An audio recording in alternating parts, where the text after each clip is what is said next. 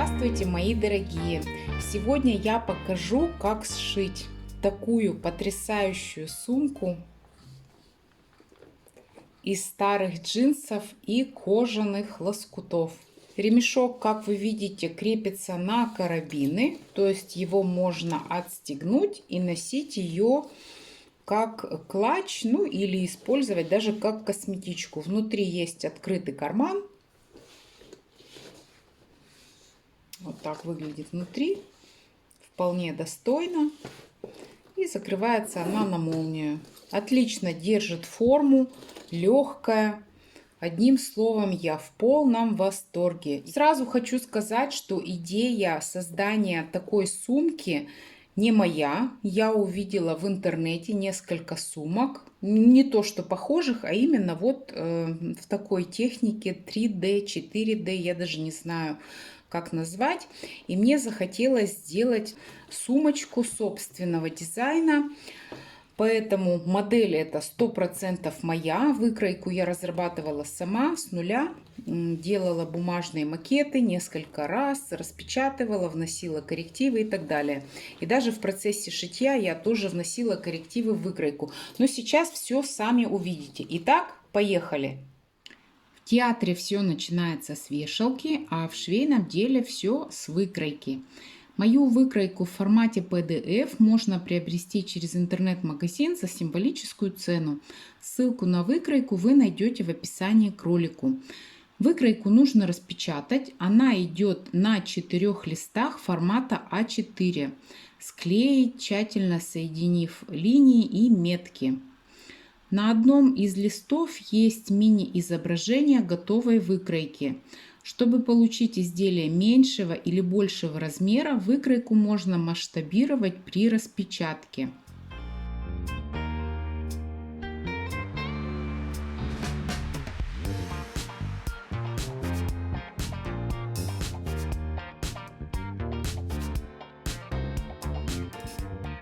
Выкройку нужно будет вырезать с привычными вам припусками на швы. Я делаю припуски 0,75 см, кто-то делает 1 см. Вот какие вам припуски удобно делать, такие и делайте. Но везде одинаковые, чтобы не запутаться.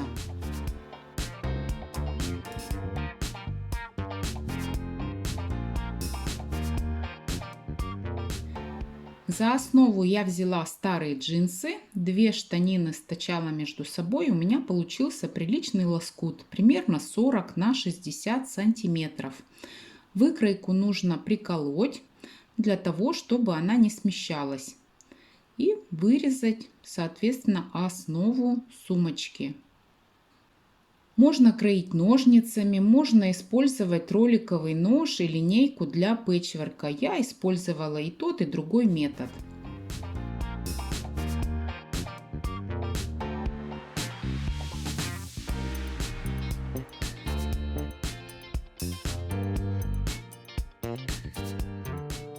Теперь нужно основную деталь продублировать флизелином. Флизелин у меня тонкий, так как джинсовая ткань достаточно плотная. Если у вас джинсовая ткань тоненькая или вы берете за основу какую-то другую ткань, можно брать флизелин потолще или даже дублерин.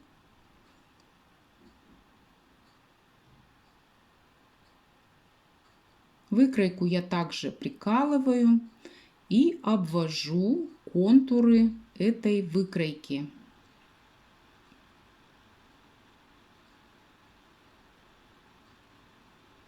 Но вырезаю я уже без припусков на швы.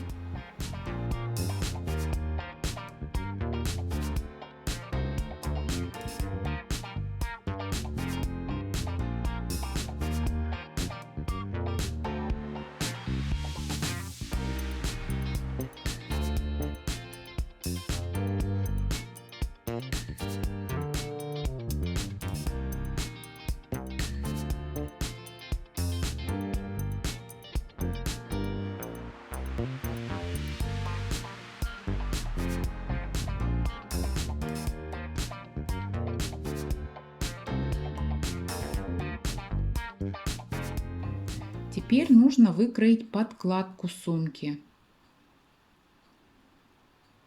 Нужно посмотреть, где у вас изнаночная сторона, где лицевая сторона на подкладке.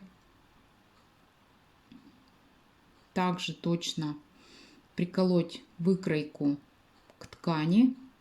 У меня ткань очень подвижная. Можно использовать не обязательно подкладочную ткань, можно какую-то хлопчатобумажную ткань использовать. На ваше усмотрение, на ваш вкус.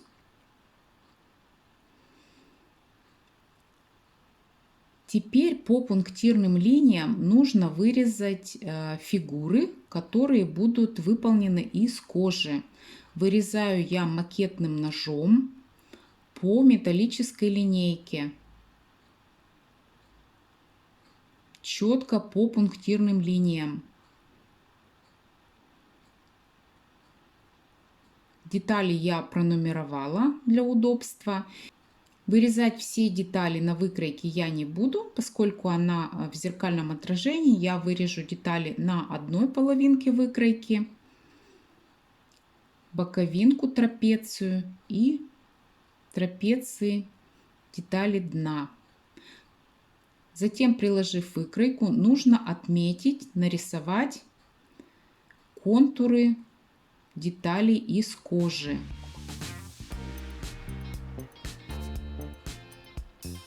Я это делаю белой ручкой, которая исчезает при нагревании утюгом.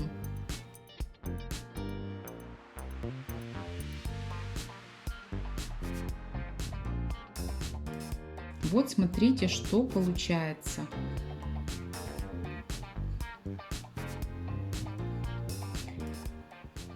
Все эти треугольники, трапеции, естественно, нам нужны в дальнейшем для того, чтобы выкроить по ним детали из кожи. Для удобства кроя я фиксирую все детали на коже скотчем, чтобы во время раскроя они не смещались. Выкраивать я буду каждую деталь 2 раза. Один раз в таком виде, в котором она есть, и один раз в зеркальном отражении. Кроме трапеций. Трапеции все идут в одном экземпляре.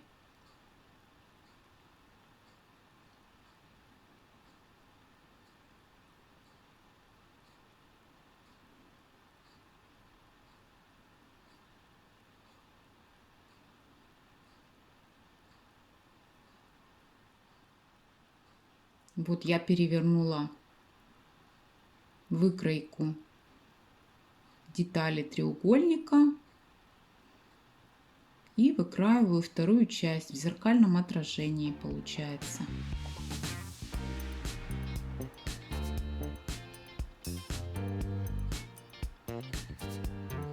Использую роликовый нож для пэтчворка и металлическую линейку.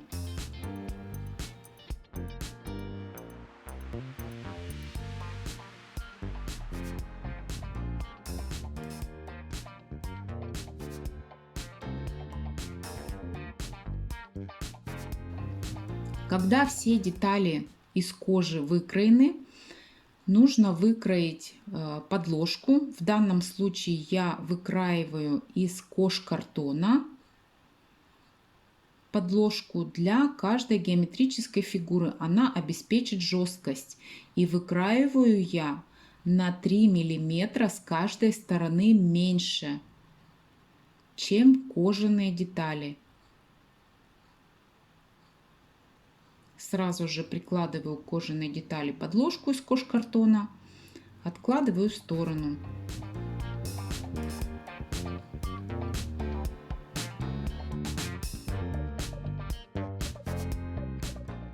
Эти маленькие детали я пока не буду укреплять. Теперь кожкартон нужно приклеить на кожаные детали, на все геометрические фигуры. Приклеиваю я на клей ПВА. Держит он очень хорошо.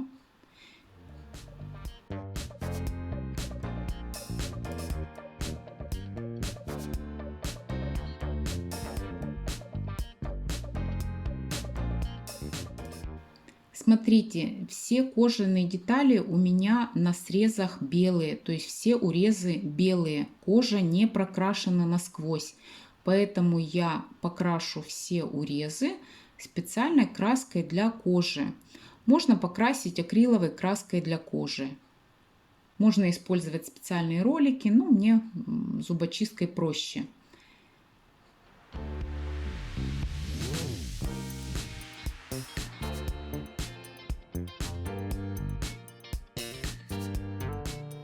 Теперь укрепленные кож-картоном детали из кожи нужно приклеить на основу по тем линиям, которые я намечала. Особенно важно нанести клей на кожаные участки, то есть по периметру каждой детали, чтобы у вас уголки потом не отклеивались.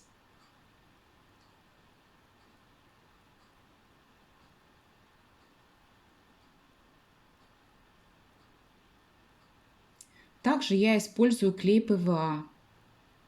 При высыхании он незаметен. Если вдруг я где-то не попаду, да, или у меня клей попадет на ткань, то и его потом видно не будет. В этом преимущество клея ПВА.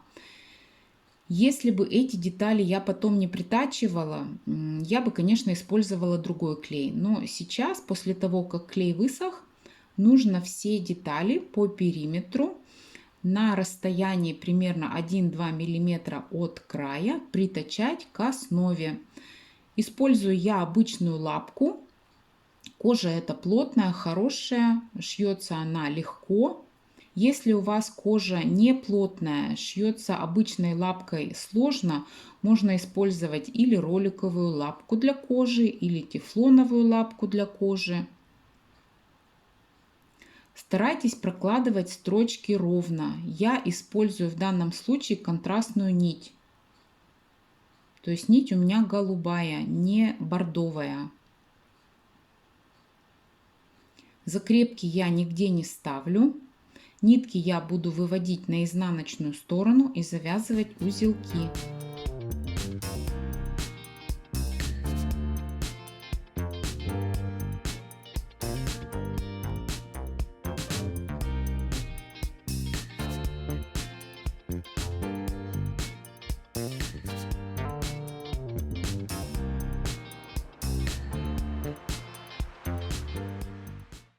Вот смотрите, что получается.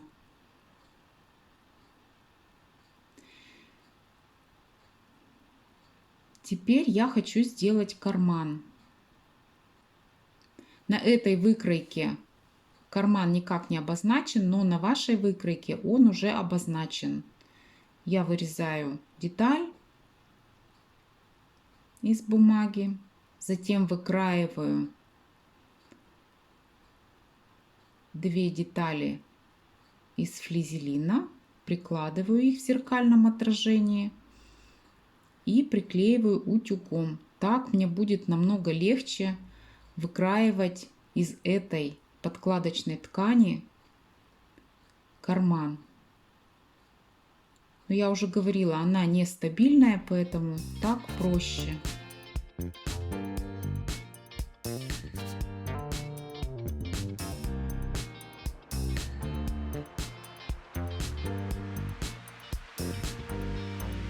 Теперь складываю деталь кармана изнанкой наверх и стачиваю, оставляя небольшой открытый участок внизу кармана.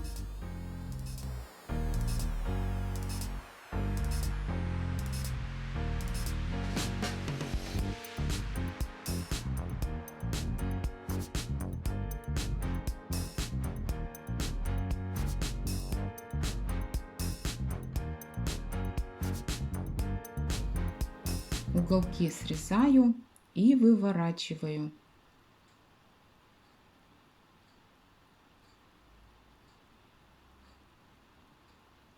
Нужно выправить уголки. Я использую инструмент для открытия писем. Все нужно тщательно отутюжить.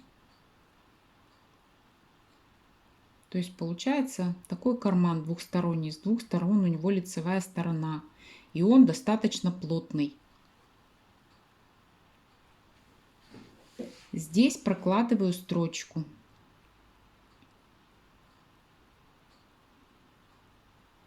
Поскольку карман у меня, вот эта деталь, она с двух сторон одинаковая, я смотрю, на какую стенку сумки мне лучше этот карман притачать, на переднюю или на заднюю. Но я решила на переднюю. Для удобства прикалываю его к основной детали и притачиваю. Кто не уверен, конечно, приметывайте.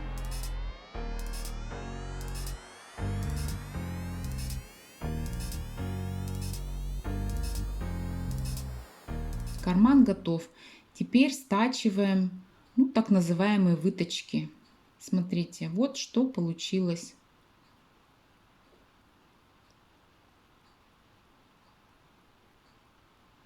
Сейчас нужно притачать вот эту боковинку к передней и к задней стенке сумочки.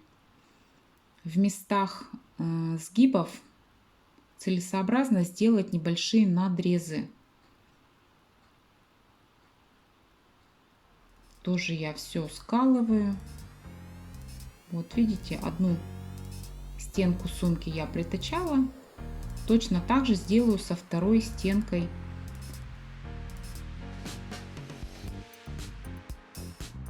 Теперь я скалываю боковинку, широкую трапецию. Точно так же ее на машинке притачаю.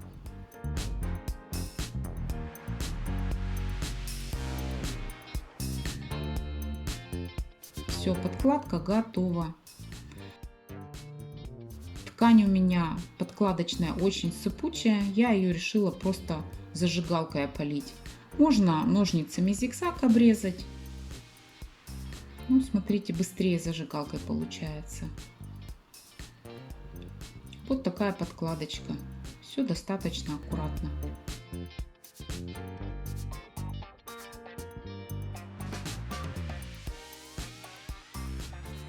Для ремешка я решила использовать 2 карабина и полукольцо.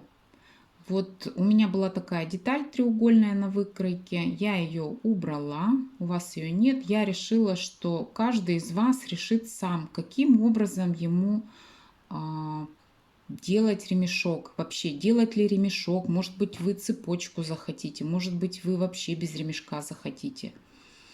В том месте, где деталь склеивается, я ее утончила, чтобы не было ступеньки, да, что ли, так сказать. Приклеиваю я также на клей ПВА, потому что эта деталь, она также будет притачена.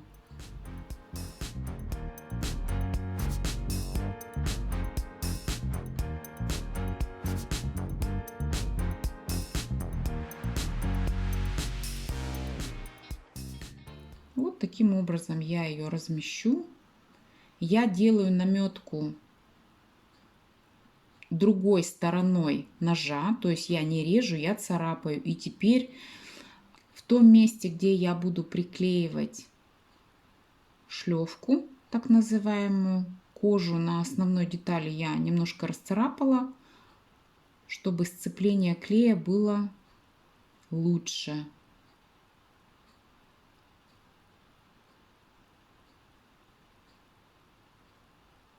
По периметру я проложу строчку и еще сделаю заклепку. В этом месте будет люверс, за который тоже будет цепляться карабин. По всей видимости, отверстия у меня будут сквозные, поэтому детали подкладки в этих местах я продублирую плотным флизелином.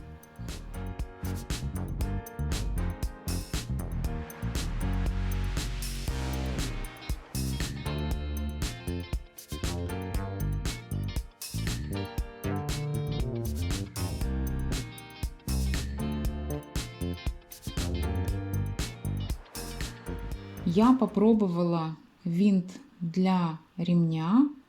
Высота его, по-моему, 6 миллиметров. Он болтается, то есть он не прочно держится. Я сделаю еще снизу подложку, тоже из кусочка кожи.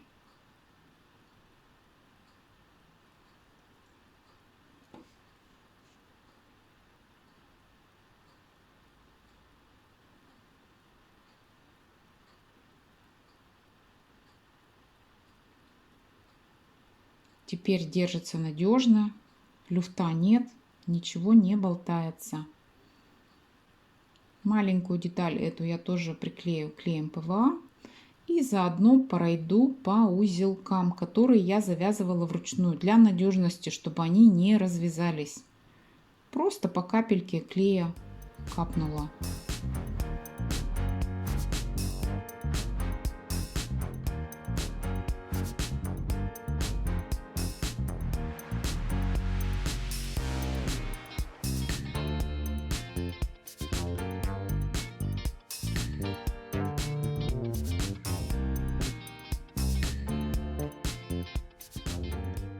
В данный момент я вношу изменения в выкройку. У вас уже выкройка с изменениями. У меня были обтачки для молнии цельнокроенные.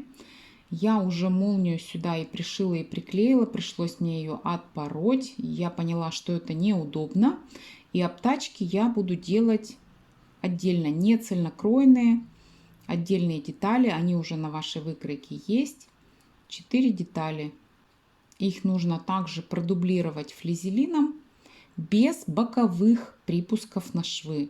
Молния у меня, как видите, с пятнами клея, но она новая. Эти пятна видно не будет. Я не переживаю. Смотрите, 2 обтачки я стачала по узкой стороне. Вкладываю туда молнию. Припуски каждой обтачки нужно загнуть на эту обтачку. Для удобства я сначала притачаю молнию к одной стороне обтачки, скажем, к лицевой. Притачиваю я на расстоянии буквально 1 мм или даже меньше от зубчиков. Теперь вторую часть обтачки, вторую сторону, скажем, уже изнаночную, точно так же притачиваем.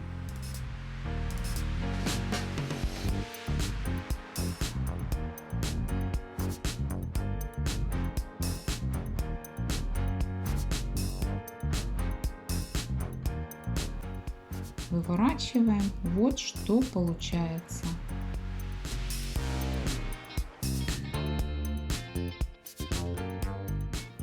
Здесь в уголке нужно будет срезать лишнее, чтобы уголок получился более-менее плоский. И теперь прокладываю отделочную строчку по джинсовой ткани на расстоянии 1-2 мм от края. То есть молния втачена надежно, она не выпадет, не вылезет. Вторую часть молнии я сделаю точно так же. Молнию лучше брать разъемную, но обрезать и делать закрепку, да, окончание молнии уже в самом конце оформлять. Смотрите, все, молния у меня готова. Теперь ее нужно притачать к передней и к задней части сумки.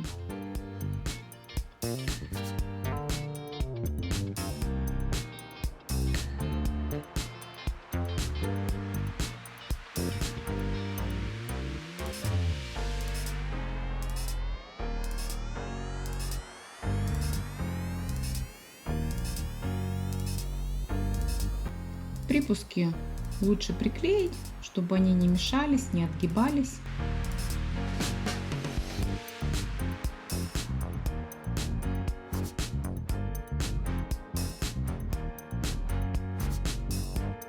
Теперь можно приступить к сборке верха сумочки. Сначала стачиваем эти выточки. Нужно совместить кожаные детали, чтобы у вас все было ровненько.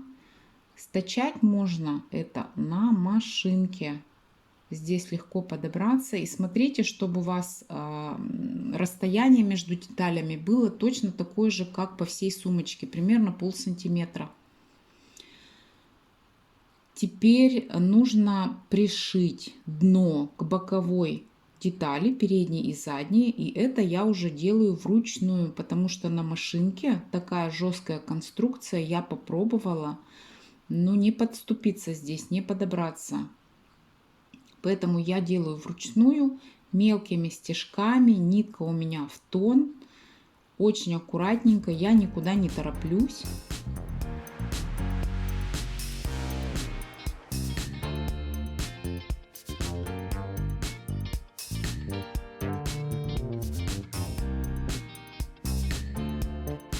Вот смотрите, что получается. Припуски я тоже приклею, чтобы они также не топорщились, не отгибались.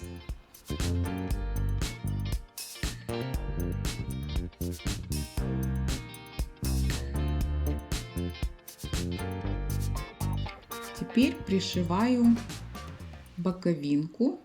Я ее называю задней боковинкой, то есть эту большую трапецию. Точно так же мелкими стежками. Получается, вручную вы прокладываете 3 шва.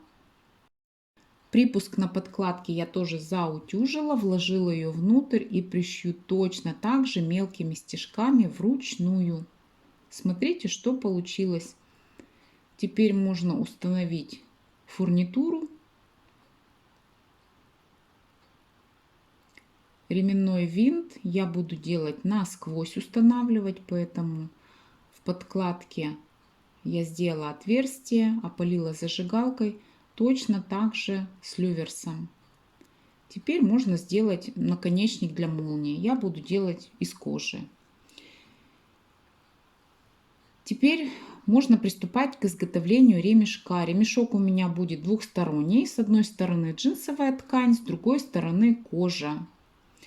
Показывать и подробно рассказывать, как делать ремешок, я уже не буду. Об этом я говорила в нескольких своих видео.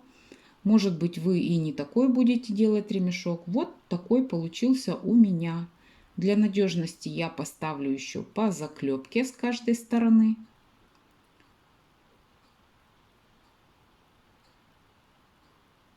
Ремешок у меня 90 сантиметров длиной, он не регулируется.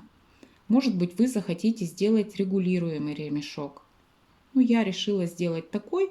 Можно сумку носить и на плече, и через голову, то есть через плечо.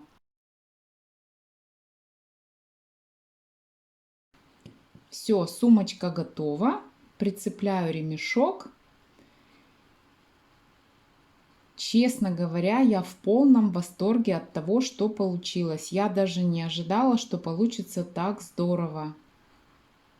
Сумочка очень легкая, она стоит, она не падает, она держит форму. Размеры сумочки 15 сантиметров высота, 7 сантиметров ширина дна и длина, если можно так выразиться, сумочки от боковой части от трапеции до носика 28 сантиметров. Тут я опытным путем уже определила, что детали дна можно было бы продублировать на 2 раза. То есть вот эти 2 трапеции первые, чтобы оно было пожестче. Оно и так жесткое, но можно было бы еще. И деталь, к которой крепится люверс, тоже можно бы сделать пожестче. Надеюсь, что мое видео было полезным, понятным. Если что, задавайте вопросы в комментариях. Вы знаете, на вопросы я все отвечаю. На этом я буду прощаться. Если вам нравится то, что я делаю, ставьте лайки, пишите комментарии, подписывайтесь на мой канал. Всем желаю отличного настроения. До свидания!